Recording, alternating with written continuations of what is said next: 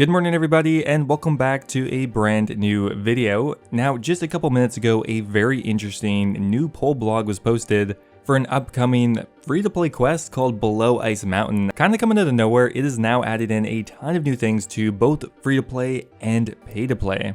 There is a lot to go over, so let's just get started. Now Below Ice Mountain is going to be a new novice level free-to-play quest that is going to take place well on Ice Mountain, the iconic mountain located in free-to-play. Completion of the quest will grant you access to the Ice Mountain dungeon, which has a ton of new early game free-to-play content in it and a little bit of pay-to-play content as well. They are making some comparisons to the Fourthos dungeon, which I personally really loved. They'll have kind of a self-contained gameplay loop and will allow you to train multiple skills at the same time. Now if the content does pass a poll, they're hoping to get this out sometime in April, which means it will be coming sometime just after Temporos, the new fishing boss, and the 6 Jad challenge. So yeah, Below Ice Mountain is going to be a very early level quest. There are actually no requirements to start it, although 10 mining is recommended. The main reward for the quest is of course unlocking the dungeon, but you're also going to get 1 quest point and 2,000 coins. Now the whole idea of the dungeon is mainly to focus on adding in new early game content for free to play. It's really here to help buff up the early game and try to get people hooked into interesting new content, and hopefully they will eventually go over to members. However, not only that, it's also going to be filling in some pretty obvious gaps in early game free to play training, and maybe even some early game members training as well. Now everything within the Ice Mountain dungeon, all of the training methods, all of the monsters you kill, all revolve around obtaining a new material called Banite. Banite can be used to purchase new rewards as well as get access to a brand new vault area where you'll be able to run around for a set amount of time collecting chests and getting rewards. You will be gaining Banite whenever you are training a skill within the dungeon, so you're going to be gaining experience as well. Now the first new training method is called Religious Offerings and is going to be focused on prayer. Now the idea is that there are rare cave fish within the dungeon. By fishing them and cooking them properly, you can offer them up for a ritual. I really hope you are offering them to the Bob the Cat random event, and he appears every time to eat your fish. So it is a 3-step process. Step 1 is fishing. So by using a regular small fishing net on the new fishing spot, free-to-play can catch either a raw guppy, a raw cavefish, or a raw tetra. And if you are members, you can also catch a raw catfish. On top of catching the fish, you'll also passively get Banite, as well as a rare chance of getting a new Banite handle, which will be explained in a minute. Once you have caught the fish, you now need to cook it and prepare it. You can fail this process like any other cooking method, and your success rate will be based on your cooking level. To cook guppies, you'll need level 7 cooking. To cook cavefish, you'll need level 20 cooking. For tetras, you need level 33 cooking, and for catfish, you're going to need 46 cooking. Keep in mind that both of the fish and cooked fish are untradeable, which means you kind of have to just act like an Ironman. Now once you have cooked the fish, you can now offer them for prayer experience. The prayer experience is not going to be very good for pay to play or really even free to play at that point, but it is of course way cheaper, pretty much free, and you get to train multiple skills at once. So it looks like it is a fishing, cooking, prayer training method. I am just a sucker for combo training methods. I really like the concept. I think it does feel pretty good to get passive experience in a skill that normally is annoying to train or expensive to train. I also think it's pretty cool. Now the prayer experience is going to be pretty low. For example, from guppies, you're only going to get around 1,200 experience per hour in prayer. For cavefish, you're going to get around 2,100. For tetras, you're going to get 3,000, and for catfish, you're going to get 4,800, although keep in mind that is members. Now with that said though, you will get passive fishing and cooking experience, although they won't be particularly competitive even with their regular level counterpart. For example, regular fly fishing and regular cooking will be much quicker, but of course this is a triple combo training method, so you get the entire package. So I do think it could be very much worthwhile. Okay, now here's a spicy one. We got a runecrafting training method added to free to play. Now within the dungeon, there's going to be a new monster that you can kill, and those are called golems. When you kill a golem, they will sometimes drop a corrupted core, which can be used at a relevant runecrafting altar to gain additional experience and runes. Now once again, the cores cannot be traded, which means you are forced to kill the monsters yourself. So the additional runecrafting experience will be quite offset by the fact that you need to kill the monsters, so it's kind of balanced in a very similar way to Day Alt Essence mining. Now the first step of this process is killing golems. At level 13 there's a flawed golem, although it doesn't drop any cores, it just looks like for training. At level 30 you can kill a mind golem, which will drop a mind core. At level 50 you can kill a body golem that will drop a body core, and at level 70 you can kill a chaos golem that will drop a chaos core. That said, that is a members only item. Now I presume that is runecrafting level requirements because I doubt it would be combat. Now on top of the cores, the golems also have a rare chance of dropping a Banite pommel, which we'll talk about in a minute. Now, runecrafting cores can be offered only at the relevant altar. For example, the Mind core can only be used at the Mind altar, the Body core can only be offered at the Body altar, and the Chaos core obviously only at the Chaos altar. So while you can get bonus experience and runes for this, you can't use it on any higher level runes for the most part. So the GP difference is not going to be that much.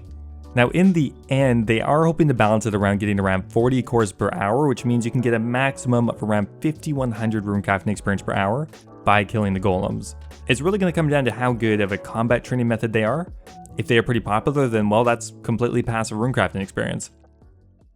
Now moving on here, mining and smithing is also going to be a part of this dungeon. There are going to be mineable banite rocks which will drop banite. You can smelt these down to gain additional banite as well as ancient relics. To mine a banite rock, you're going to need 15 mining. Now this is actually going to work in a very similar way to the upper level of the Motherlode mine, which means multiple people can mine a single ore group at once. Now they mention you'll get 25 experience per banite mined, but they don't really propose an experience per hour here. Now there is a smithing component to this as well. If you have 15 smithing, you can break down the banite deposits with a hammer, and you can get a couple different rewards. Of course, you can get banite, you can get an ancient relic, you can get a banite head, or you can even get a broken banite hammer.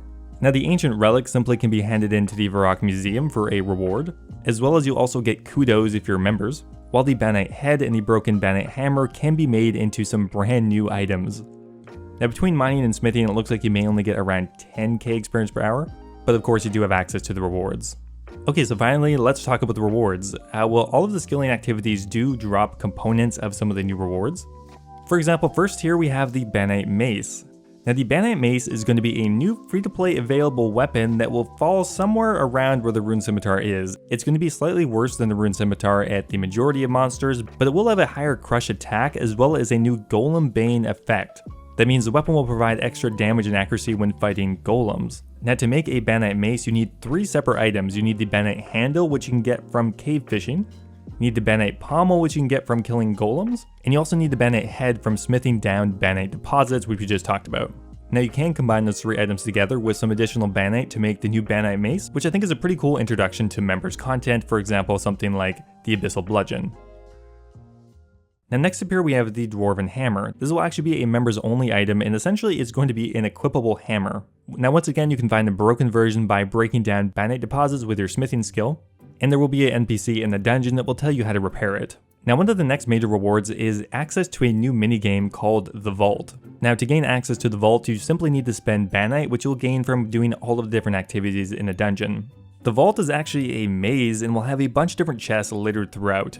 Now once you hand in Banite to gain access, you'll have 1 minute to loot as many of the chests as possible. If you don't make it out in time, you won't get any of your loot. The locations of the chests are going to be totally random. And similar to the maze random event, some of the doors will sometimes be blocked off, forcing you to think quickly and run down an alternate path. The loot is going to consist of mainly gems, gold, and alcohols worth small amounts of money, so it's not going to be a ton of money. An easy chest will be worth around 200 GP, a medium chest will be worth around 500, and a hard chest will be worth around 1500. Now next up here they are proposing an ability to unlock a rune specific buff.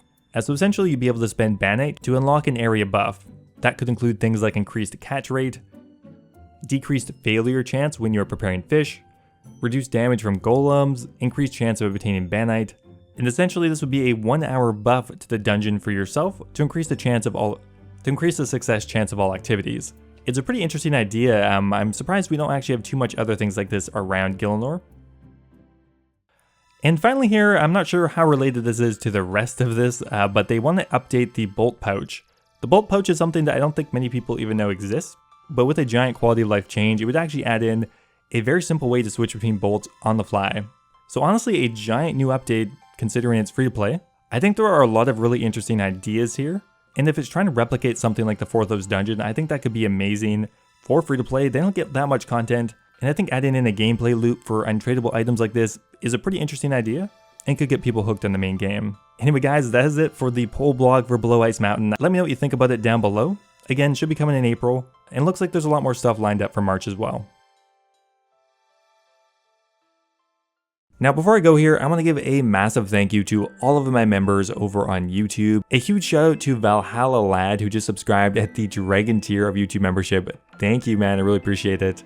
They're joining Brian Robinson, Cappy, Brad Sings, Ocelot, and Kush Patel, all at the Dragon tier. You guys are awesome. Also, big shout out to BirdBot, Timothy Chen, and Base Titch. If you guys are looking for another way to support the channel, becoming a YouTube member is a really awesome way to do it. Help support me directly.